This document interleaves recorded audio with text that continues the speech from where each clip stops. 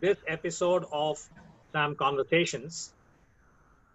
Today, we are looking at the latest development as far as the troubled India China relationship is concerned.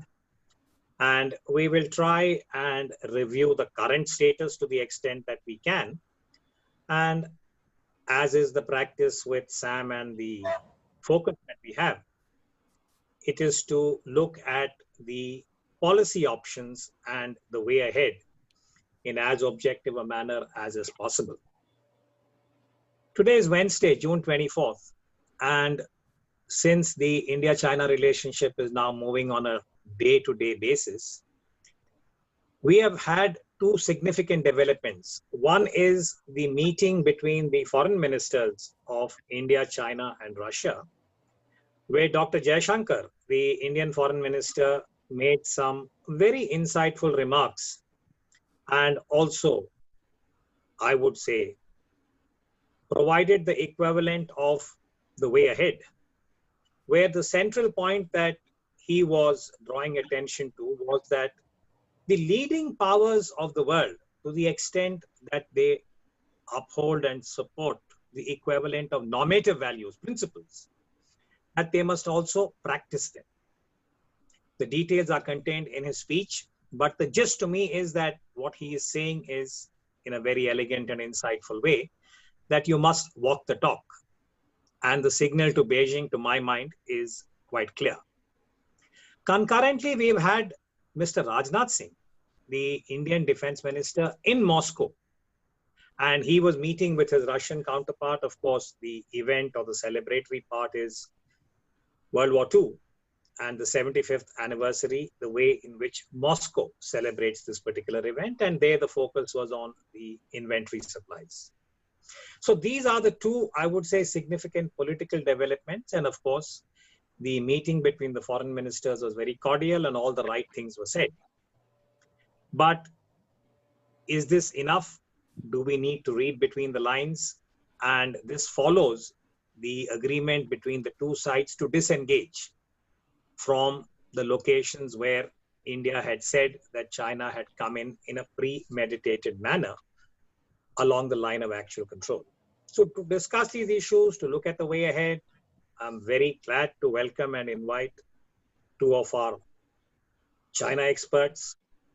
One is Mr. Ravi Bhootalingam. He is a business leader and he has been a China watcher. He is engaged with China and he's also been offering some very, I would say, valuable comments in the public domain about India's overall trade challenges. And he's also drawn attention to the specific issue that is related to China.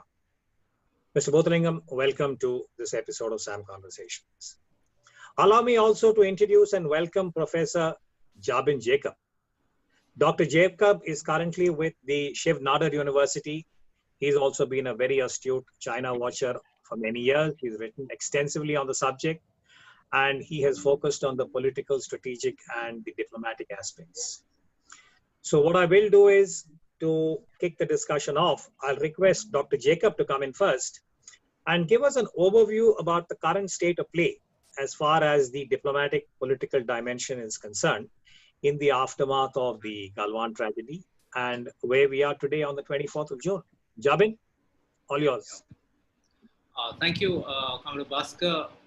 I think given the scale of the tragedy at Galwan, that we are at all talking about the meeting of our foreign minister with the Chinese foreign minister is a positive. The very fact that the two sides are engaged at multiple levels right now, we just had the Corps Commanders meeting finish up yesterday. It was an 11-hour long meeting, which suggests that they really do not want to leave anything to chance. They really want to clear up every minor or major point of difference. They really want to discuss and get these things cleared out.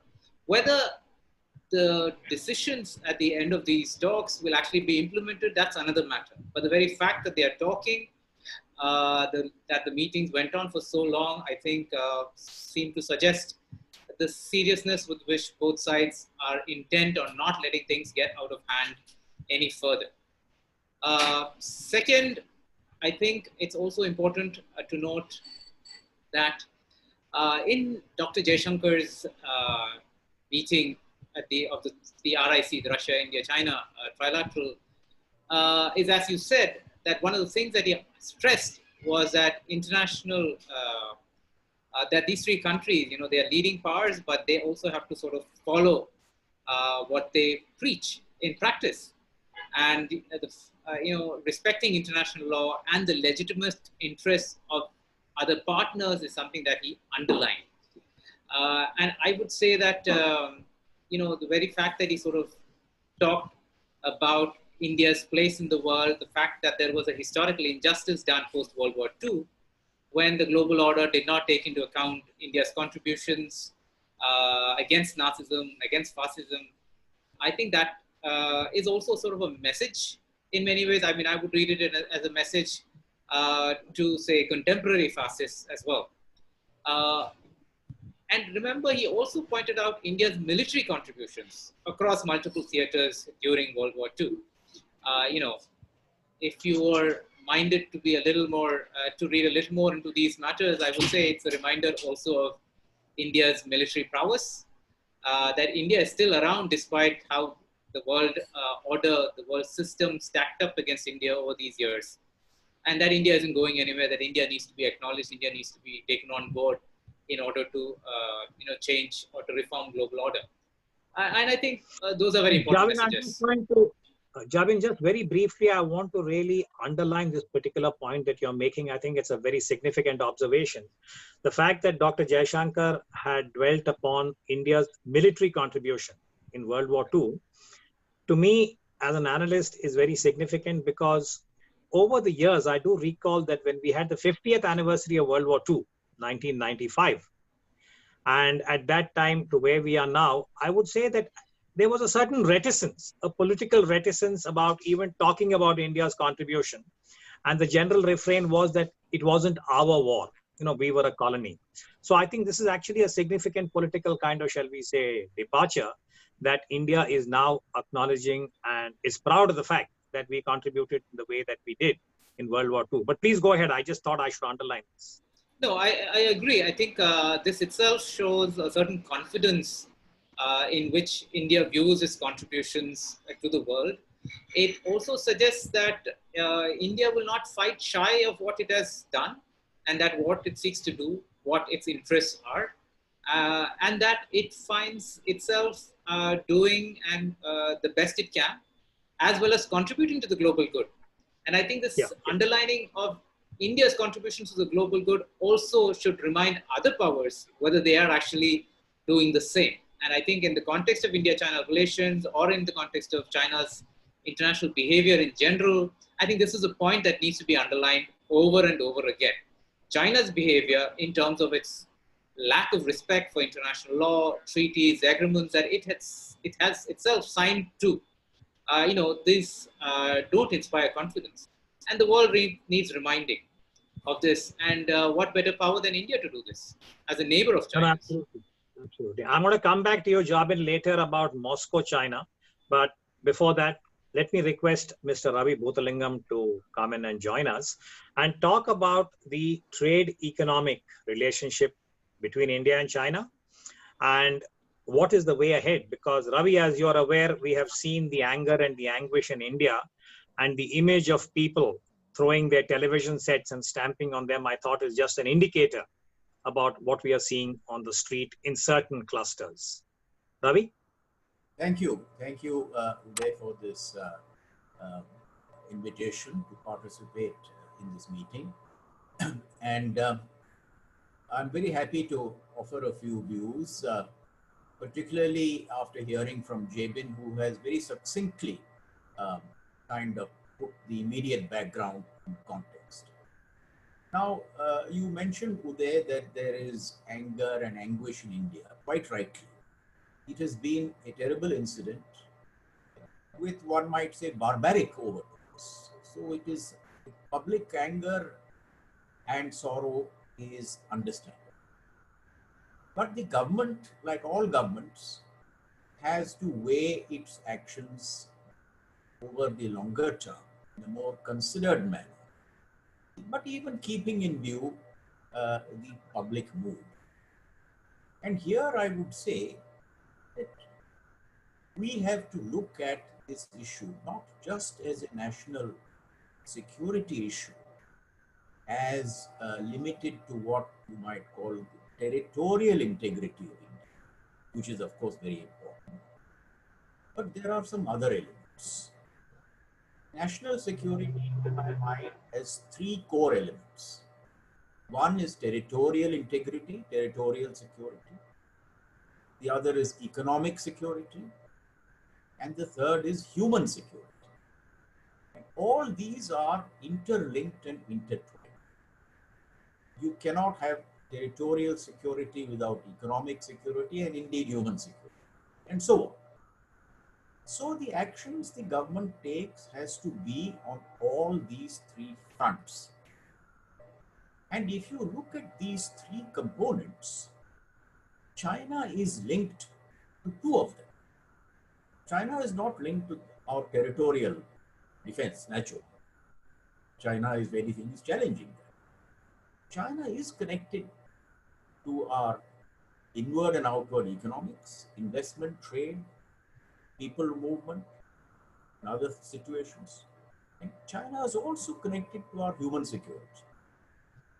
So the government, in tackling this issue, has to look at all the interlinkages and intertwining of these strands. So, for example, we called for a boycott, which is out of feeling and immediate emotional release. How realistic is it? How practical is it? What will be the gains and losses for us? What will be the gains and losses for China? We need to analyze this. And when we look at the composition of our trade, we find it is highly skewed. The imports from China power quite a lot of our important sectors, like our pharmaceutical industry, including pharmaceutical exports, our telecom industry, much of our other industry through intermediates. Chinese investment, though it is not very large in numbers, has been growing very rapidly. China is a major investor now and will be in future in what is likely to be a very constrained climate. So we need to look at these aspects. But on the contrary side, I think you talked of what Dr. Jaishankar said. What you might call the moral element or the perceptual element is also an important matter in economic relations. People want to trade, do business with those who they trust, those who deliver, those who produce quality, those who stand by their word. So it is not to be discounted. As we go ahead in the era of brands, images, digital, the trust element, the perceptual element becomes more important. See, why do you buy Coca-Cola? It is not for the syrup and the water. It is because it gives you the image. It's fresh, lively. You drink it, you can run on the beach. So, going forward, these things will begin to matter more and more in trade and investment. From hard products of utility, which you buy only on price, the movement will be utility plus, whether it is environment, whether it is other values. So here there is a leverage not just for India, but for other countries. Because for China to prosper with its trade, China must accept this part of the economic equation, which is the economic equivalent of what Dr. Jaishankar suggested on the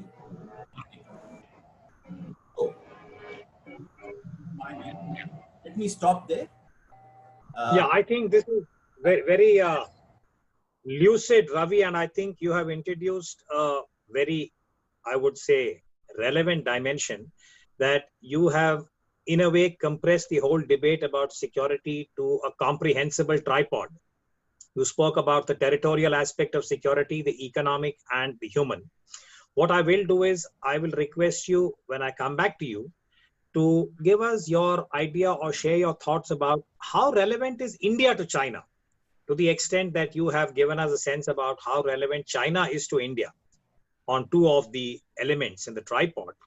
We will perhaps discuss India's relevance to China when we talk about the decade from 2020 to 2030, but just hold on to that thought.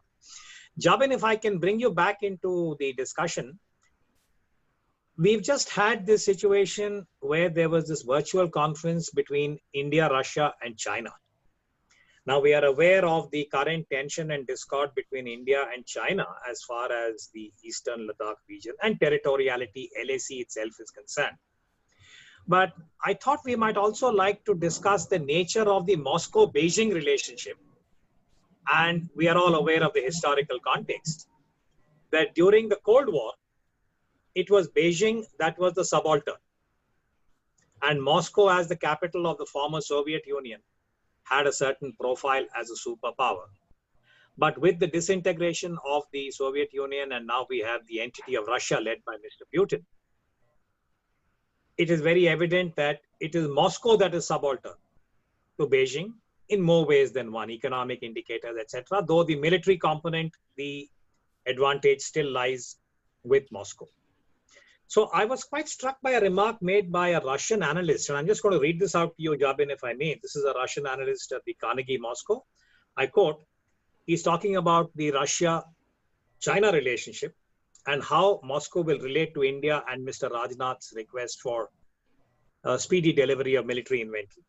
He says it's a very important test overall of Russia's ability to balance its relationships amid growing dependency on China, which is becoming increasingly assertive and pushing its partners, including Moscow, to choose sides, unquote. So, Dr. Jacob, if you could just dwell on this aspect, the trilateral and the dyad. All yours.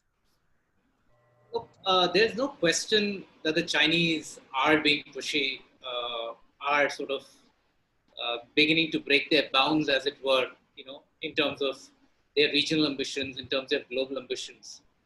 But I think Beijing is still extremely careful not to create too strong an impression that Moscow or the Russians are somehow subaltern or subordinate to China. And I think this sort of relates to the sort of relationship that the two countries have had over decades. The fact that Russia, as you mentioned, is still a strong military power, and that China shares its largest border with Russia. So it's also a security concern that the Chinese need to sort of think about. Plus, in the global geopolitical situation where the Chinese are contending against the Americans, the Chinese cannot afford to have the Russians also a problem on their frontiers. Now, the same thing also applies to the Russians. The fact that the Americans have imposed sanctions, the Europeans have imposed all sorts of sanctions, that the West has sort of pushed Russia into a corner, constrains Russia's space, and sort of forces it into the sort of willing arm, shall we say, of the Chinese. It's an arrangement that suits both countries, but it is still shot through with plenty of tension, plenty of suspicion. And you see that most in the writings and the presentations of Russian analysts, who are freer to say what the Russian government itself might not be able to say. Which is why I think this Russia, India, China trilateral sort of continues despite on-ground, real, very limited practical value, even in terms of any scientific cooperation or military cooperation or anything of that sort. but politically it serves the interests of all capitals to sort of have this sort of bulwark against, the Atlantic, against the West. Um, I would also say that if you look at just the events around COVID, it was very easy for the Russians to blame the Chinese and the Chinese to blame the Russians for the sort of a second outbreak in their northern provinces in Heilongjiang, and which borders Russia. So tensions are never far from the surface. Russians have quickly picked up on certain irredentist claims that the Chinese have been making over time about, current Russian territories as former Chinese territories and so on. So things are always sort of in flux at the, at the popular level. There is very little love lost, I'd say, between ordinary people on the two sides. But politically, it serves the interests of both countries. At a trilateral level, I would say that India is in a good position to manage this, make the best use of this sort of a trilateral arrangement. But unfortunately, I wouldn't say that the India-Russia leg is quite as strong as the Russia-China leg in terms of practical output. The Russians have a very strong defense partnership also with the Chinese. So today, if the Russians say, look, we have no business trying to mediate between the two sides, it's a very natural position because they are selling arms to both parties in this dispute. And the Russians would like to keep it that way. They find very few opportunities in which they can be above the fray. Very few opportunities in which they can play what limited cards that they have. And this India-China tension is one such opportunity. And certainly where the Americans can't come in, the Russians can at least play some sort of a limited role. No, I think that's a very interesting, segue again, because clearly all things being equal, and even if we factor in the pandemic and what it has done to the global economy and major economies, the received wisdom is that if you look at the next decade plus, 2030, 2040, all the macroeconomic indicators seem to suggest that the global economy would have China in the top position as an individual nation state economy, the United States at number 2, and India perhaps at a distant third. But the macroeconomic configuration is likely to be these three countries, which is China, US, and India. So Ravi, on this, can I request you to come in? And when we look at how nations make their long-term policies, if this indeed is valid, that Beijing, Washington, and New Delhi will be the three nodes in terms of single state economies in the hierarchy, how will their economic relations play out, and what will be the relevance of both Moscow and the European Union? Because we don't quite know how these two entities are going to rewire when it comes to the next decade or decade plus. So this is like, requesting you to look at the crystal ball in terms of macroeconomics in the light of Galwan and where we are now. So I think my view on that is it very much depends on what choices India chooses to make after the Galwan moment. If I take you back to 1962, we chose to interpret 1962 as a time of our inability to focus on territorial security. We did not think it a turning point for economic policy or human security policy to change. In fact, those two continued as a. Now, if today we look at Galwan in the three-pronged light and say we have to focus on all three to convert ourselves into a significant player, then we will make a difference. In other words, a single-minded pursuit of economic growth and security, human security, which has the ability to make India that number 3 player that you were talking about. And we need not wait for 10 years for China to see that. Because like the stock markets, all countries look at other countries and gauge their future potential. This is what China did in the first decade of this century, when India had a very fine image. India was growing, India everywhere, India shining, and so on. And that was the time of the Vanjabao Agreement and China's possibly nearest approach to India, because they saw India was making a difference and India's relationships with the world were improving. Now, if we do that, start a purposive program in terms of economic development, internal harmonization, and human security, and let us not forget regional relationships. The country derives prestige also by what its neighbors think. In the South Asian region, South Asian trade is 95% with countries outside South Asia. Only 5% is intra-South Asia. Now that says a lot. So these are some clear directions, and if India embarks on that and is seen as a player with greater potential, greater contribution to China, greater contribution to the world, a source of global talent, then the clout that India wields in the rest of the world, as in China, will increase, its leverage will increase. And as its leverage increases, the attention to what are India's interests should logically increase, unless one assumes completely irrational behavior on the side of the other parties. So I would put this as a two-point program. Follow economic and human security, improve your regional and international relationships, and you will start counting for much more.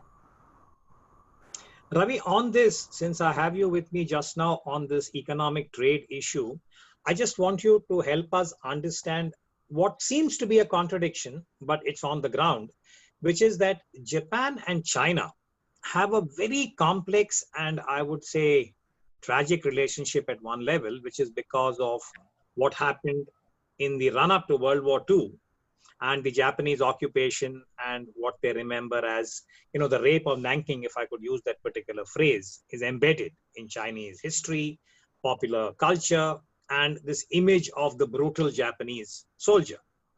Notwithstanding that, post-World War II, post-Deng Xiaoping and the liberalization, and they have a complex territorial dispute, Senkaku, and the maritime dispute.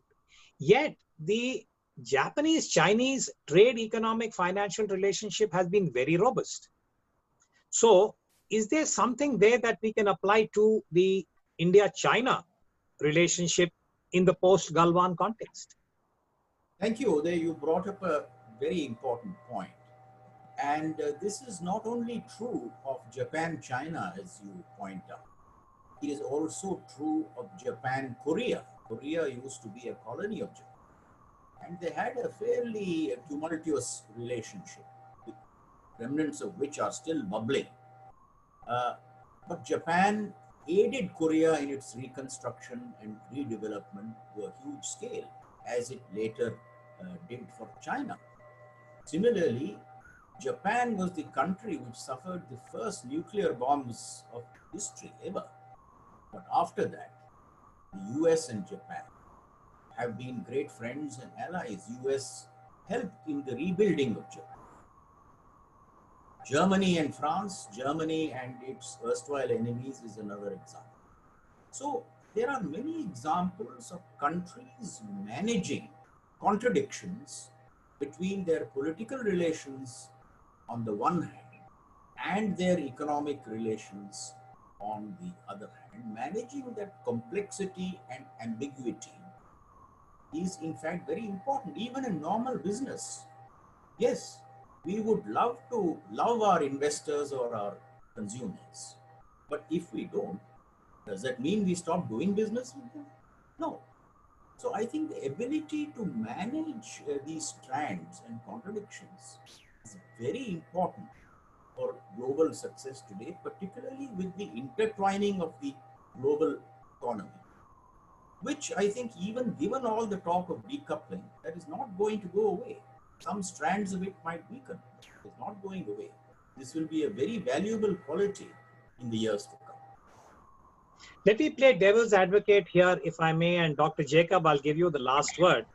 Whatever Mr. Bhootalingam has said, I think it is very, very pertinent, valid, and most desirable if we can maintain this kind of an orientation. But I'm the security analyst. Maybe I tend to be a little more cynical. So, Jabin, I want you to help us put this in context.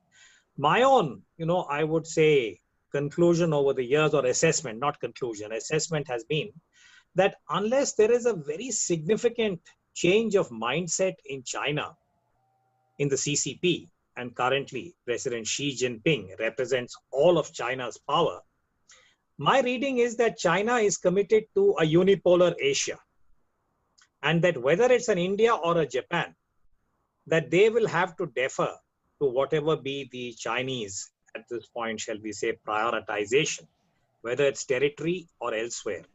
So can you just help us to unpack this? That do you think there is any possibility to go down the route that Ravi has been suggesting as far as the trade, economic, and the next 10, 15 years are concerned? Jabin?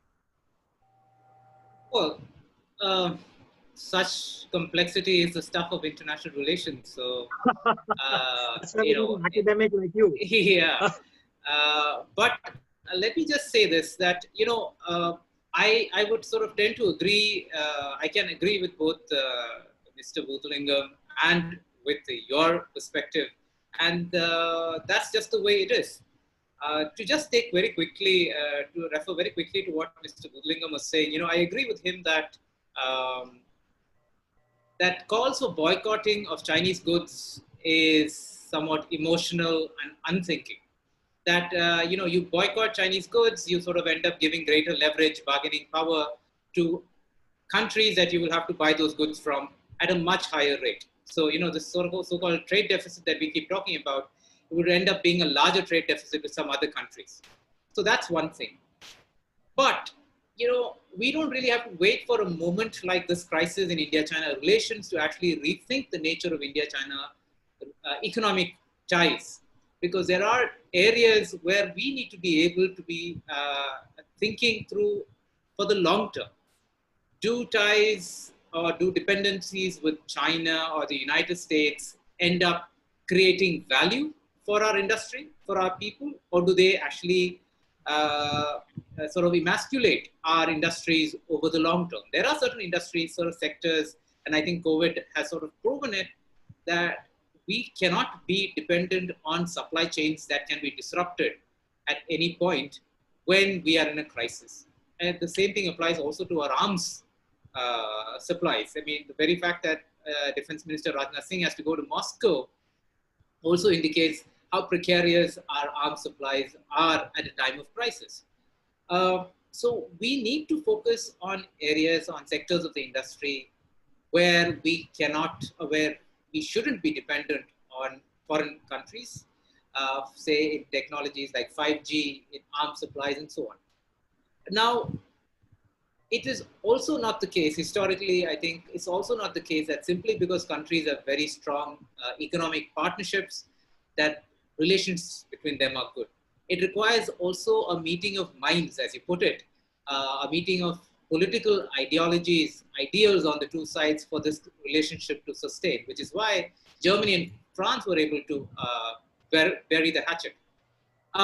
So if I may just make one last point, I don't see India-China relations improving in the short term because of certain internal political dynamics in both countries, the rising nationalism, jingoism even, which complicates, which reduces the room for maneuver of the leadership, but also raises questions about accountability, about the way policies towards each other have been run until now. And we need to be able to think about that a bit more. And it's not just a bilateral issue, it is also to pay attention to the regional context, as Mr. Ravi Bhootalingam pointed out. India's neighborhood relations are quite bad, but also to the larger geopolitical context. Thanks, Jabin. I'm sorry that, I've had to sort of interrupt. This is more in the interest of time. But I think these are two very, very important issues. I hope that we can come back and talk to both you and Mr. Bhootalingam about this. But I just want to leave one thought. I'm picking this up from Ravi, that the security, the human security is a very important component. And to add to what you said, Jabin, no matter how strong you are, how many nuclear weapons you have, whatever be your GDP, human security is very, very, I would say, delicately poised. And the pandemic that the whole world is dealing with now is, I think, a good indicator. And if we are to really focus on the durable world order that Dr. Jaishankar spoke about in his remarks at the conference of the foreign ministers, I think all leading powers need to really review their current policy orientation. But on that note, let me thank you, Ravi, Mr. Bhootalingam, for sharing your thoughts, and Dr. Jabin Jacob for addressing some very complex issues in a very lucid manner. And we hope to get you back and be part of SAM Conversations again. But for today, thank you so much. Thank you for watching SAM Conversations. We will come back with another episode very soon. Thank you. Thank you very much. Thank you. Thanks, Ravi.